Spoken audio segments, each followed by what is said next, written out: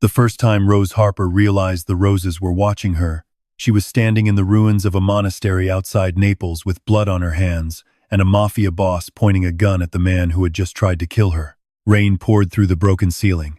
Candles flickered along the cracked stone walls. 10,000 crimson roses climbed the monastery courtyard outside, their petals wet and dark as spilled wine. Rose had been hired to restore the abandoned estate, to turn its wild gardens into something beautiful again. She had expected roots, thorns, old fountains, maybe a buried statue beneath the weeds. She had not expected a dead groundskeeper in the chapel. She had not expected black SUVs tearing through the cypress trees. And she had definitely not expected Alessio Vitale. Everyone in Italy knew his name, even people who pretended they did not. Billionaire, patron of the arts, owner of vineyards, shipping ports, private islands, and half the politicians who smiled on television. But whispered beneath all of that was the truth. Alessio Vitale was the coldest mafia boss in Europe, a man who could start a war with one phone call and end a bloodline before breakfast. He stood in the rain in a black suit, completely still, his gun lowered but ready. His men surrounded the chapel doors. No one breathed without permission. Rose should have been terrified. She was. But when Alessio looked at her, something in his expression shifted so quickly she almost missed it. Not softness, not kindness, something worse. Recognition. "You should not be here," he said. Rose pressed her bloody hands against her white blouse, her heart hammering. "I was hired to be here." His eyes moved over her face like he had memorized it years before. By whom? Before she could answer, gunfire exploded outside. The roses shook under the impact. Stone shattered above her head. Alessio crossed the chapel in 3 strides, grabbed her waist, and pulled her behind him before she could even scream. His body became a wall between her and the bullets. He fired once, twice, 3 times. Every shot calm, precise, final. Rose stared at his hand locked around her wrist. Not rough, not gentle, possessive. When the shooting stopped, the rain sounded louder than before. Alessio did not release her. Instead, he leaned close enough that she could feel the heat of his breath against her temple. "From this moment on," he said quietly, "you do not go anywhere without me." Rose looked up at him, shaking with fear and fury. "You don't own me." His eyes darkened. "No," he said. "But someone is trying to erase every place you have ever touched, and I am the only reason they failed tonight." 2 weeks earlier, Rose Harper had still believed her life was ordinary. She lived out of 2 suitcases, carried soil samples in her coat pockets, and spent more time talking to dying trees than actual people. At 31, she had built a quiet reputation as one of the best restoration landscape architects in America, the woman wealthy clients hired when their estates had too much history and not enough soul. She loved neglected places. Gardens swallowed by vines. Courtyards cracked by time. Fountains dry for a century. She believed ruins did not need to be replaced. They needed to be listened to. That belief brought her to Italy. A private firm had offered her a contract large enough to change her life. Restore 12 abandoned estates across the country, each owned by a different shell company, each containing rare crimson rose gardens planted decades earlier and left untouched. The work was strange, but beautiful. Naples, Sicily, Tuscany, Venice, Sardinia, mountain monasteries and coastal villas, places most architects only dreamed of seeing. There was only one condition. She was not allowed to remove the roses. Not one. At first, Rose assumed it was sentiment. Wealthy people had strange attachments to stranger things. But after the 3rd estate, she began noticing patterns. Every garden contained exactly 10,000 crimson roses. Every rose had been planted in unnaturally precise formations. And every formation made no sense from the ground, only from above. She discovered it accidentally in Tuscany while reviewing drone footage of a ruined villa. The roses did not form decorative rows, they formed symbols, lines, coordinates, shapes hidden beneath beauty. A message. Rose stayed up all night comparing images from each estate. By dawn, her hotel room floor was covered in printed photographs, maps, satellite screenshots, and sketches. Her pulse quickened as the truth took shape. The gardens were connected, not as art, as a code. That same morning, her hotel room was broken into. Nothing was stolen except the drone footage. 3 hours later, she received a new assignment. The monastery outside Naples. That was where she found the dead groundskeeper. That was where Alessio Vitale found her. And that was where her ordinary life ended. He took her from the monastery in a black SUV with tinted windows and blood on the leather seat beside her. Rose sat rigid, her hands wrapped in a silk scarf, because Alessio had personally cleaned the blood from her fingers without asking permission. His touch had been controlled, almost clinical, but his silence had unsettled her more than violence would have. He sat across from her now, one ankle resting over his knee, his black coat untouched by panic. Outside, the convoy moved through rain-slicked mountain roads. Inside, the air smelled of leather, smoke, and roses from the petals still clinging to Rose's sleeves. "Who hired me?" she asked. Alessio looked out the window. "A dead man. That's not an answer. It is the only answer that will keep you from doing something reckless." Rose laughed once, bitterly. "You kidnapped me from a crime scene. I rescued you from an execution. You pointed a gun at me. I pointed a gun near you. There is a difference." She leaned forward despite the fear crawling through her ribs. "I am not one of your employees. I am not one of your enemies. I am a landscape architect. I restore gardens." For the first time, Alessio looked directly at her. "No, Rose Harper," he said. "You read them." Her throat tightened. She had not told him about the patterns. The SUV descended into a private underground garage beneath a hotel on the Amalfi Coast. The building above looked closed for the season. Windows dark, terraces empty, the sea crashing silver beneath the cliffs. But beneath it, men moved with military precision. Screens glowed. Weapons were checked. Doors opened before Alessio reached them. Everyone feared him. Rose saw it in the way his men lowered their eyes, in the way conversations died when he passed, in the way even armed killers seemed grateful not to be the focus of his attention. Yet his attention never left her for long. He placed her in a suite overlooking the stormy coastline. Not a prison, exactly. There were silk curtains, antique mirrors, fresh clothes in her size, and a balcony above the violent sea. But 2 guards stood outside the door. Rose turned on him. "Am I allowed to leave?" "No." "Then this is a prison. This is a safe house." "Safe from whom?" Alessio removed his gloves slowly. "Matteo Belandi." The name meant nothing to her, and everything to the room.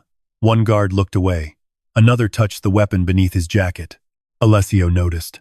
"Belandi controls the Calabrian corridor," he said. "Ports, weapons, judges, ghosts. He has spent 15 years trying to locate something hidden inside those gardens." "What?" His jaw tightened. "Survivors." Rose went still. Alessio walked to the window, the storm painting shadows across his face. 20 years ago, 5 families gathered on the island of San Aurelio to sign a treaty. The meeting was betrayed. Wives, children, servants, drivers, everyone not useful was meant to be killed. But some survived. Someone moved them before the massacre was complete. Rose whispered, "And the roses? They mark where the survivors were hidden." The room seemed to tilt. Rose thought of the gardens, the formations, the symbols, the beauty she had mistaken for decoration. "Why me?" she asked. Alessio did not answer quickly. That frightened her. "Because whoever created the code," he said, "designed it for someone with your eye. My eye. Your training, your instincts, your obsession with restoring what other people abandon." Rose stared at him. "You're saying this like you know me." A dangerous silence filled the suite. Alessio turned back from the window. "I know enough." Something cold moved through her chest. "How long have you been watching me?" His face gave away nothing. Rose stepped closer. "Answer me." His eyes lowered to her mouth for half a second, then returned to her eyes with brutal control. "Longer than you would forgive." She slapped him. The sound cracked through the room. His guards moved instantly, but Alessio lifted one hand, stopping them without looking away from her. Rose's palm burned. Her breath shook. Alessio's face remained turned slightly from the force of it, a faint red mark rising along his cheekbone. When he looked back at her, there was no anger. Only something darker. Fascination. "You should be more careful," he said softly. "You should stop acting like my life belongs to you." His voice dropped. "If I believed that, the men hunting you would already be dead. Then what do you believe?" For a moment, thunder filled the silence. Alessio stepped close enough that Rose had to tilt her chin up to hold his gaze. He almost touched her face. His fingers rose, stopped an inch from her cheek, and curled into a fist instead. "I believe," he said, "that you are standing in the center of a war that began before you were born. And I believe I will burn every estate in Italy before I let them use you to finish it." That night, Rose did not sleep. She waited until the guards changed shifts, then slipped out through the balcony. The climb was reckless.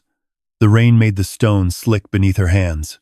But Rose had spent years scaling terraces, cliffs, broken garden walls. Fear sharpened her body. Fury kept her moving. She reached the lower roof, dropped onto a service balcony, and made it as far as the hotel's abandoned kitchen before a voice stopped her. "You favor your left foot when you're afraid." Rose froze. Alessio stood in the shadows near the old wine cellar, as if he had been waiting for her. She turned slowly. "Do you ever sleep?" "Not when you are planning badly." "I'm not staying here." "No," he said. "You are coming with me." "Where?" He stepped into the light. To see the first garden. The first garden was on San Aurelio.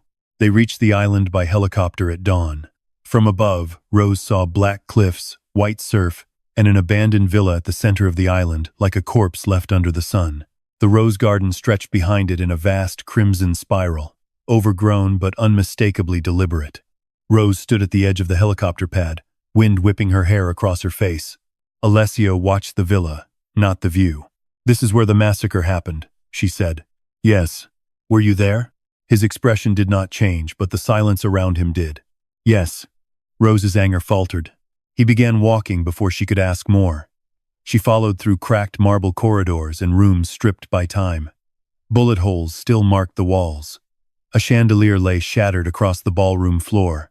In the nursery, the wallpaper had faded into pale blue ghosts. Alessio stopped at the doorway. Rose saw his hand flex once at his side. "You were a child," she realized. He did not look at her. 14. Something in her softened, despite herself. "What happened?" His voice was calm, too calm. "My father trusted Matteo Bellondi. That was his last mistake." Rose looked through the broken window toward the roses. "And you survived." "I was not supposed to." "Who saved you?" At last, Alessio looked at her. "Your mother." The words struck harder than gunfire. Rose stepped back. "My mother died in a car accident." "No." The denial came too fast, too sharp. Rose hated him for it before she even understood why. "She was a gardener," Alessio said, "not by profession, by necessity. She understood patterns, soil, concealment. She moved 13 children off this island, while men with guns searched the halls." Rose's mouth went dry. "You're lying." "I wish I were. My mother was a schoolteacher in Oregon. She became one after witness protection buried her." Rose turned away, pressing both hands against her face. The island spun around her. Her mother's quiet life, her soft cardigans, the way she grew roses in old coffee cans on the porch, the way she never spoke about Italy, all of it rearranged into something terrifying. Alessio did not comfort her. Maybe he did not know how. Maybe he knew she would reject it. "I have proof," he said. Inside the villa chapel, beneath the altar, he opened a hidden compartment. Inside was a metal case sealed against time. He unlocked it with a ring he wore beneath his shirt. Rose recognized her mother's handwriting immediately. Not from letters. From garden labels, recipe cards, birthday notes. Her knees nearly gave. The journal contained maps, rose diagrams, names of children, locations, aliases. At the bottom of the first page was a sentence written in red ink. "If they ever come for the gardens, find my daughter. She will understand what I hid in beauty." Rose closed the journal with shaking hands. Alessio stood several feet away, giving her space, but watching as if the sight of her pain was a blade under his ribs. "How long have you had this?" she asked. 3 years. "And you didn't tell me?" "I had no right." She laughed through tears. "But you had the right to watch me?" His face hardened with self-hatred so brief she almost missed it. "No," he said. "I had the responsibility." Rose walked away from him into the rose garden. The flowers were wild, thorned, almost violent in their beauty. She moved through them, as if through a memory she did not own. From the ground, the pattern was invisible. From above, it spoke. Her mother had written a language in living things. Rose knelt in the wet soil and wept without sound. Alessio remained at the edge of the garden. He did not approach. But when a sniper round cracked across the island and tore through the rose bush beside her head, he reached her before the second shot. He threw himself over her body, dragging her into the mud as bullets ripped through petals around them. His men returned fire from the villa. The helicopter exploded on the pad, sending fire into the morning sky. Rose was trapped beneath Alessio's weight, his arm locked around her head, his heartbeat violent against her back. "You're hurt," she gasped. "I'm fine." Blood ran down his neck. "You're bleeding." I said I'm fine.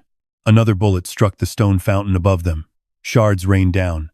Alessio pressed her closer, his mouth near her ear. "Do not move." For the first time, his voice was not cold. It was afraid. Not for himself. For her. They escaped through tunnels beneath the villa, tunnels once used to move children off the island during the massacre. Rose ran in the dark with Alessio's hand locked around hers, the journal pressed beneath her coat. At the far end, a speedboat waited in a cave beneath the cliffs. As San Aurelio burned behind them, Rose looked at Alessio. "You knew they would attack." "I suspected. And you still brought me here?" "I needed you to see the truth before Belandi rewrote it. You could have died." His eyes moved over her face, rain and blood cutting through the ash on his skin. "So could you." The boat cut across the black water towards Sicily. Neither of them let go. Over the next 6 days, Rose decoded 3 gardens. A monastery near Palermo revealed the name of a boy hidden as a priest. A vineyard outside Siena revealed twins adopted into separate families. A ruined opera house near Verona revealed a woman now serving as a judge under a false identity. Every location led to another survivor.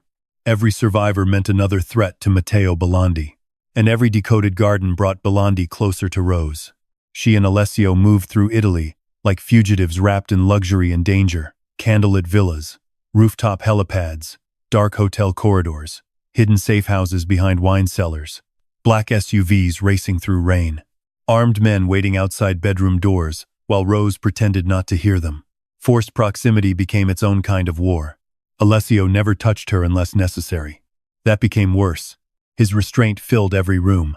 When he helped her step from a boat, his hand lingered only long enough to steady her. When she fell asleep over maps, he placed his coat over her shoulders, but was gone before she woke. When she argued with him, he watched her mouth like a man resisting confession. When she challenged his orders in front of his men, he let her, though everyone else looked horrified. "You enjoy disobeying me," he said one night inside a safe house above the foggy harbor of Genoa. Rose stood over a table covered in rose diagrams. "I enjoy being right. You were nearly killed today. I found the next coordinate. You walked into an exposed courtyard with no cover. You had 6 snipers on the roof. 7. She looked up. "That's supposed to make me feel better?" "No. It is supposed to remind you that I plan ahead." Rose studied him across the candlelight. He looked carved from darkness, beautiful in a way that felt dangerous to notice. "Do you plan everything?" she asked. "Yes." "Did you plan me?" His jaw tightened. There it was again, the silence that meant too much. Rose walked around the table. "Tell me the truth." "You already have enough truth." "No, I have pieces. You give me only what keeps me useful." His eyes sharpened. "You think that is what you are to me? What else am I?" He moved so quickly she barely saw him cross the space between them. Suddenly he was close, one hand braced against the table beside her hip, not touching her, but trapping her in the heat of his presence.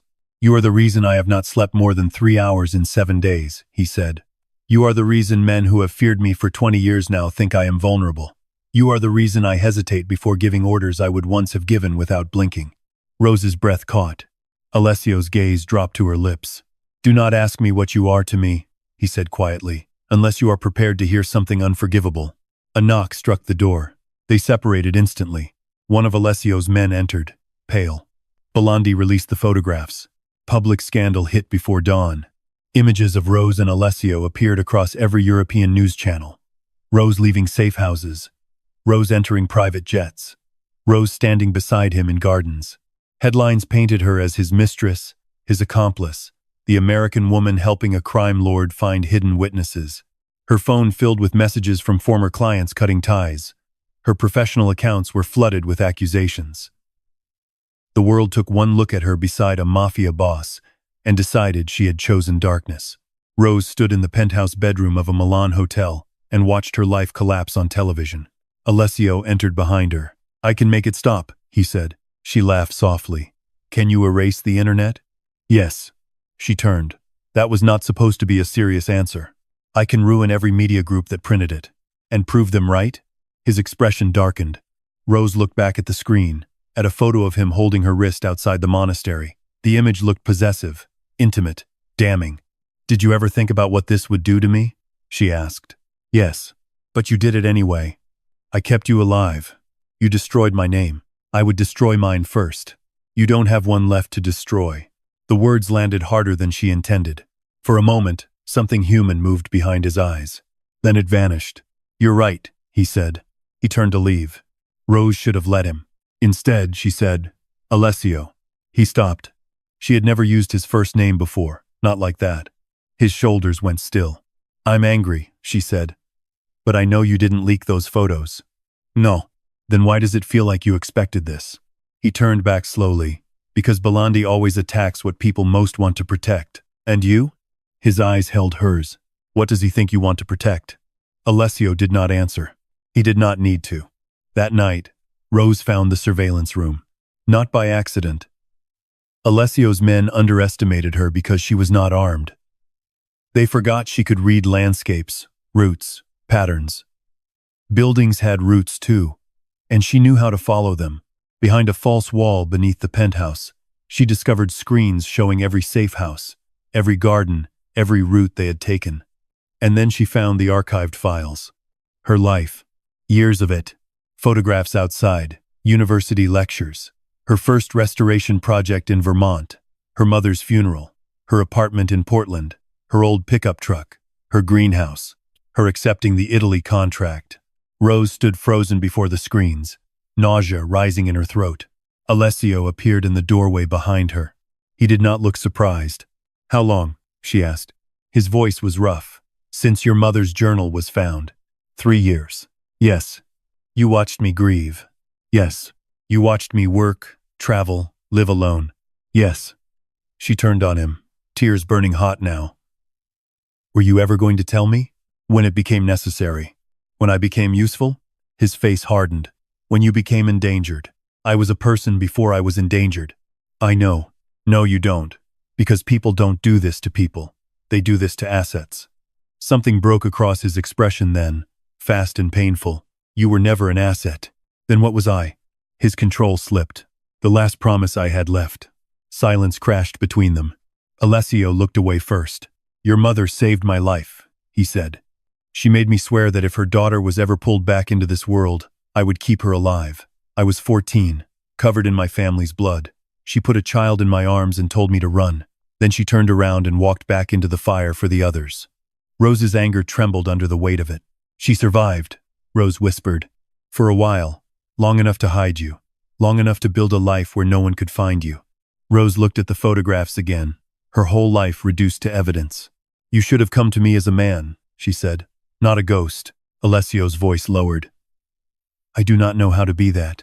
The honesty disarmed her more than any apology could have, but it did not absolve him. Rose walked past him toward the door. He did not stop her. At the threshold, she paused. "Do not follow me." His silence was unbearable. Then he said, "Take 2 guards." She almost laughed, almost cried. "I said do not follow me." His eyes met hers, full of something restrained and terrible. "I heard you," he said. "I'm trying to obey." Rose left with no guards. Alessio let her. That was his mistake. Belandi's men took her outside the cathedral. One moment, Rose was crossing the rain, slicked piazza, beneath the shadow of Milan's spires. The next, a van door opened, a cloth pressed over her mouth, and the world went black. She woke in an underground club beneath Venice. Music thudded through the walls above. Neon light bled through the cracks in the ceiling. The room smelled of salt water, cigar smoke, and old stone. Her wrists were tied to a chair. Her phone was gone. Her mother's journal was gone. Matteo Belandi sat across from her in a white dinner jacket, smiling like a man who had never been afraid of consequences. "You are smaller than I expected," he said. Rose swallowed against the dryness in her throat. "I get that a lot from men who overestimate themselves." His smile thinned. Good, she thought. Fear was useless. Anger could stand. Belandi leaned back. "Alessio Vitale has killed men for speaking your name. Do you know that?" Rose said nothing. "He sank 2 shipments, burned a casino, executed a cousin at a wedding because the man suggested selling you to me." Belandi studied her. "And still, he has not told you the most romantic part." Rose's stomach tightened. "What part?" "The rose gardens were not your mother's idea." She forced herself not to react. Belandi stood and walked behind her. "She created the code." "Yes. Brilliant woman. Brave. sentimental. But the gardens themselves, the money, the land purchases, the decades of maintenance, he bent near her ear. Alessio planted them. Rose's breath stopped. No. Oh yes. After the massacre, your mother gave him the first map. He was a boy with nothing left except rage and a promise. He became a monster.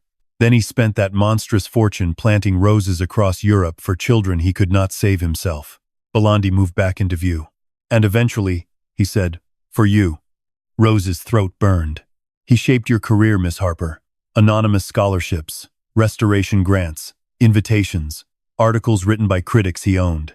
Every abandoned estate you loved, every garden that made your name, he put them in your path. The betrayal hit differently this time. Not surveillance. Design. Her life had not been watched. It had been guided. Belandi smiled. Now tell me where the final garden is. I don't know. I think you do.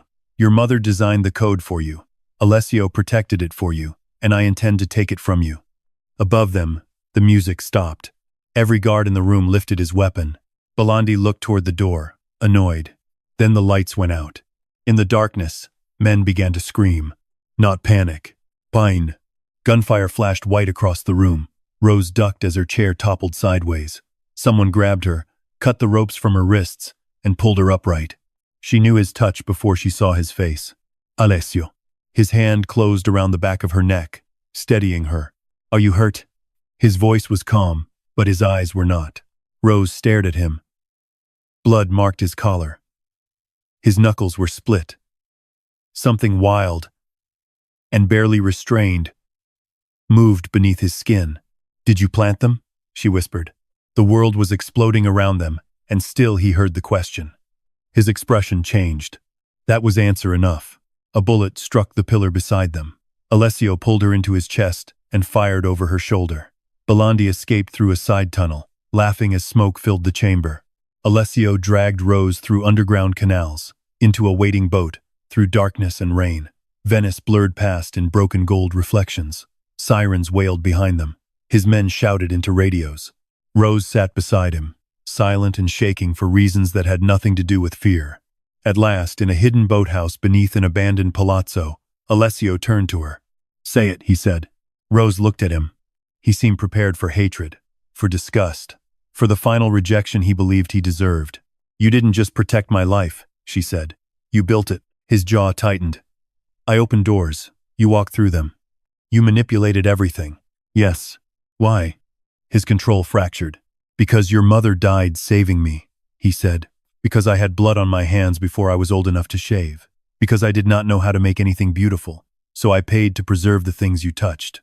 Because every time I saw you restore some abandoned place, I thought perhaps not everything ruined has to stay ruined. Rose's anger faltered, devastated by the rawness of his voice. He stepped closer, then stopped himself. I never intended for you to know me, he said. I wanted you safe, successful, far from this. Then Belandi found the first garden, and suddenly the only way to keep you alive was to bring you close enough to hate me. Rose's eyes filled. I do hate you, she whispered. Alessio nodded once. I know. And I don't. His gaze lifted. That silence was the most dangerous thing between them.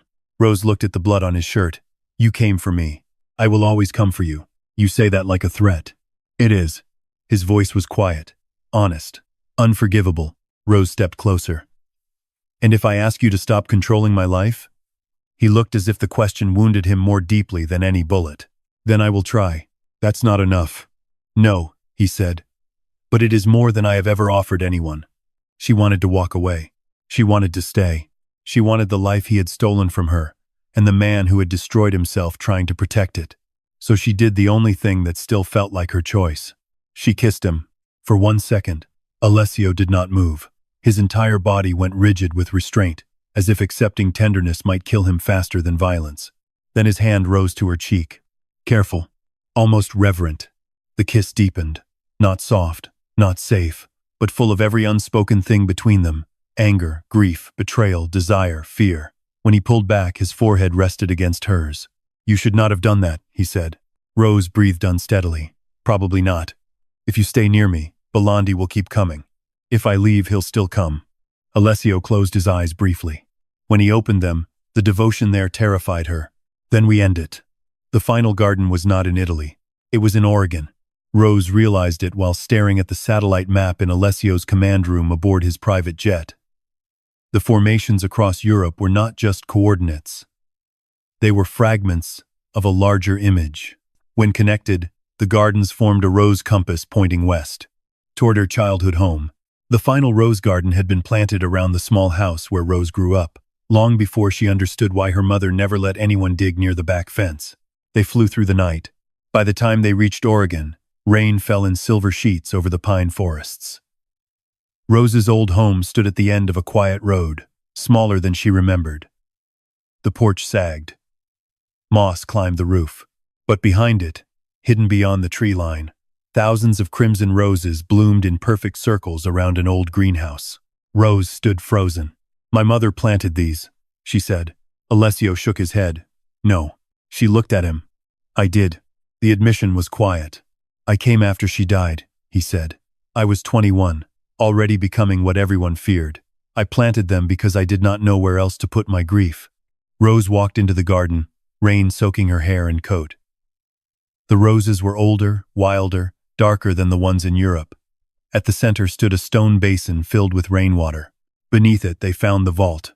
Inside were not diamonds, not weapons, not money. Names, documents, adoption records, witness statements, financial ledgers, photographs of surviving children, proof that Matteo Bellondi had ordered the massacre and spent 20 years murdering anyone who could testify. And one final envelope addressed to Rose. Her hands shook as she opened it. "My darling Rose, if you are reading this, then beauty did what violence could not. It survived. I am sorry for the secrets. I am sorry for the life I could not explain. I gave you flowers because I wanted you to inherit something softer than fear. If Alessio is with you, know this. He was a child when the world made him a weapon. Do not forgive him easily. But do not believe he was born cold. He kept his promise. Now choose what kind of woman you want to be when the truth opens its door." Rose pressed the letter to her chest. A twig snapped behind them. Alessio turned first. The tree line filled with men. Bellondi emerged beneath a black umbrella, smiling through the rain, touching. Alessio moved in front of Rose. Bellondi's men raised their weapons. Rose looked at the vault, the documents, the garden her mother had left behind, and understood the final choice. If they ran, the truth would die slowly. If they fought, it might live. She stepped beside Alessio instead of behind him. His eyes flicked to her, furious, afraid. "Rose." "No," she said. "I am done being hidden." Bellondi laughed. "Brave. Stupid, but brave." Rose lifted her phone. The live broadcast had already begun. Every document in the vault had been uploaded. Every name, every ledger, every witness record. Alessio's tech team, waiting on her signal, had sent the files to journalists, prosecutors, intelligence agencies, and every rival who wanted Bellondi dead. Bellondi's smile vanished. Rose's voice shook, but it did not break. "You wanted the final garden. Here it is." Gunfire erupted. Alessio grabbed her and drove her behind the stone basin as bullets tore through the roses. His men surged from the woods. Black SUVs crashed through the fence. The quiet Oregon garden became a battlefield under the rain. Rose saw Alessio fight like a man with no fear of death. Then she saw the difference. He did fear something. Every time she moved, his focus snapped back to her. Every bullet near her made his control crack further.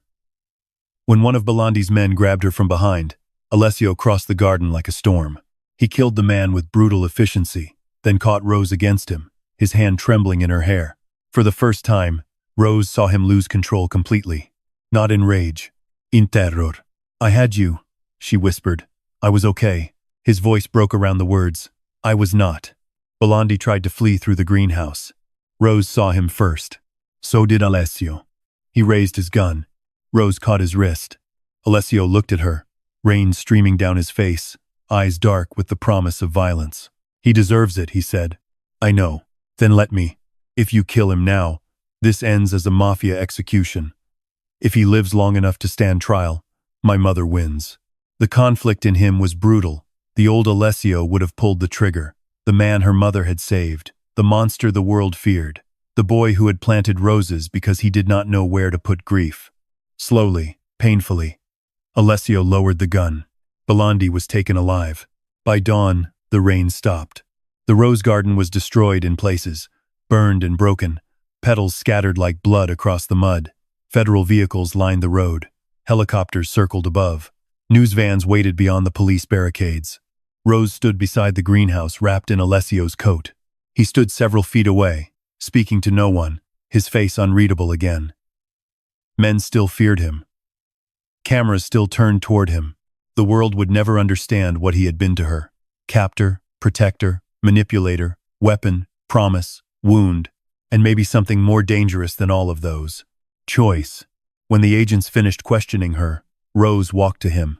"You could run," she said. "Yes, but you won't." "No." "Why?" Alessio looked toward the ruined roses. "Because you asked me not to." It was not a romantic answer. That made it mean more. Months later, the first restored garden opened on San Aurelio. Not as a mafia estate. As a memorial. Rose designed it herself. She did not erase the bullet holes from the villa walls. She did not replace the broken fountain. She let the ruins remain visible, because healing was not the same as pretending nothing happened. At the center, she planted new crimson roses. Not 10,000. 13. One for every child saved from the massacre. The world called it beautiful. Rose knew it was more than that. It was proof. On opening night, she stood alone in the garden at sunset, while guests gathered inside the villa, judges, journalists, survivors, people who had lived under false names for 20 years, people who were finally allowed to exist. Alessio found her near the chapel. He wore black, as always, but there was no gun visible beneath his jacket, no guards close enough to interrupt, no command in his posture. Only waiting. "You rebuilt it," he said. Rose touched one of the rose petals. "No. I gave it somewhere to begin again." He stood beside her, careful not to come too close. That restraint still lived in him. So did the darkness. She no longer mistook one for the other. "I signed the land over," he said, "to the Survivors Foundation." Rose looked at him. "All of it?" "All of it. That island is worth a fortune." "Yes." Did that hurt? His mouth almost curved. "A little." She smiled despite herself. The wind moved through the roses. Alessio reached into his coat and withdrew a small envelope. No seal, no threat, no secret code. "My last manipulation," he said. Rose raised an eyebrow. Inside was a property deed. Her childhood home in Oregon. Fully restored. In her name. Rose's throat tightened. "You bought my house?" "I returned it." "That is still dangerously controlling." "Yes." She looked up at him. He did not defend himself, did not explain, did not try to make the gift smaller than it was. "I am learning," he said quietly, "that devotion without choice is only another kind of cage." Rose held the deed against her chest. "And what do you want from me?" His eyes softened in a way the world would never see. "Nothing you do not give freely." The answer undid her. Rose stepped closer. This time, he did not move first. He waited, letting her choose the distance. She touched the faint scar near his collar, where he had bled for her in the monastery. "You planted 10,000 roses so I would finally notice you," she whispered. His voice was low. "No." She looked into his eyes. "I planted them because I thought it was the closest I would ever come to keeping your mother's promise." His hand rose slowly, stopping just beside her face. "Then you noticed me, and I became selfish." Rose leaned into his touch. Alessio closed his eyes like the contact hurt. Or healed. Maybe both. Behind them, the villa lights glowed gold against the darkening sea. Survivors laughed softly inside rooms once filled with screams. The roses moved in the wind, no longer hiding a code, no longer guarding a secret, no longer waiting to be understood.